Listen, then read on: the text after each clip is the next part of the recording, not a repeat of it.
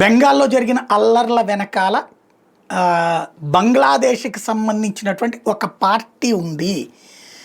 దాని పేరు ఖిలాఫత్ మజ్లిస్ పార్టీ. ఈ పార్టీనే ఈ గొడవలన్నిటికీ కారణం. వీళ్ళు అక్కడ ప్రొటెస్టులు స్టార్ట్ చేయించింది వీళ్ళే. ఆ సందర్భంగా హిందువుల మీద దాడులు చేయించింది వీళ్ళే.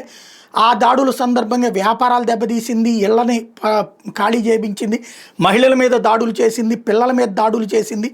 అంతా వీళ్ళే అన్నటువంటిది ప్రాథమికంగా అన్ని సంస్థల్లో ఇదే కీలకమైన సంస్థ అని తేలింది. అమీర్ మౌలానా ఎవరైతే పార్టీకి సంబంధించినటువంటి కీలకమైనటువంటి నేత ఈ వ్యవహారాల వెనకాల ఉన్నాడు అన్నటువంటిది భారతీయ జనతా పార్టీ బెంగాల్ శాఖ చెప్తున్నటువంటి ఆరోపణ. భారత హోంమంత్రిత్వ శాఖ దృష్టికి కూడా ఈ విషయాన్ని తీసుకెళ్లారు.